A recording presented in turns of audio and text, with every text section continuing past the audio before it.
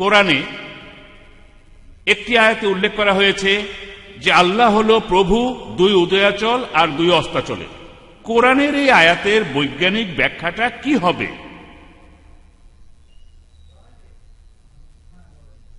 যে প্রশ্নটা করা হয়েছে, পবিত্র কোরআন বলছে যে আল্লাহ দুই উদয়াচল আর অস্তাচলের প্রভু, এই কথাটার বৈজ্ঞানিক ব্যাখ্যা কি? এখানে যে আয়াতটার কথা বলা হচ্ছে সেটা পবিত্র কোরআনের একটা আয়াত, সূরা রহমানের 17 নম্বর আয়াতে উল্লেখ করা হয়েছে। বলা হয়েছে রব্বুল মাশরিকাইনি ওয়াল রব্বুল মাগরিবাইনি, যে আল্লাহ দুই উদয়াচল আর দুই অস্তাচলের নিয়ন্তা। আরবি ভাষায় দুই ধরনের বহুবচন আছে, একটা হলো দ্বিবচন, আরেকটা হলো দুইয়ের অধিক বহুবচন। এখানে রব্বুল মাশরিকাইনি এটা হলো দ্বিবচন, যে আল্লাহ দুই উদয়াচলের প্রভু এবং দুই অস্তাচলের প্রভু।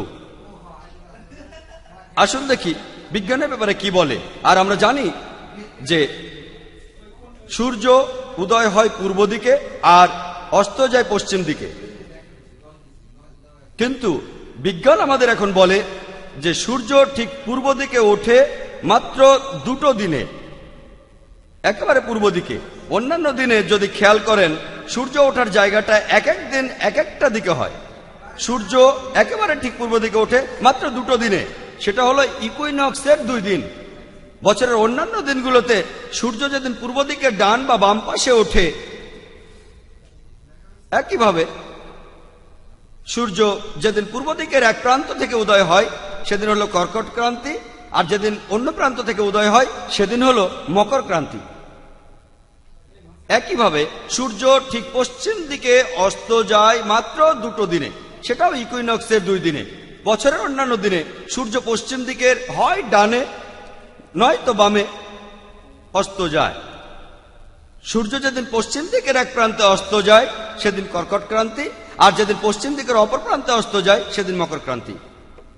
তাই যখন কোরআন বলছে যে আল্লাহ সুবহানাহু ওয়া তাআলা দুই উদয়াচল আর অস্তাচলের প্রভু, সেখানে পূর্ব দিকের 2টি প্রান্তের কথা বলা হচ্ছে আর পশ্চিম দিকের 2 প্রান্তের কথা বলা হচ্ছে। পবিত্র কোরআনে আরো একটা আয়াত আছে, সূরা মারিজের 40 নম্বর আয়াতে উল্লেখ করা হয়েছে যে আল্লাহ উদয়াচল সমূহ এবং অস্তাচল সমূহের অধিপতি। এটা দ্বিবচন নয়, দুইয়ের অধিক বহুবচন। আল্লাহ উদয়াচল সমূহ এবং অস্তাচল সমূহের প্রভু। তাহলে আল্লাহ তাআলা পূর্ব দিকের সবগুলো অবস্থানেরই প্রভু।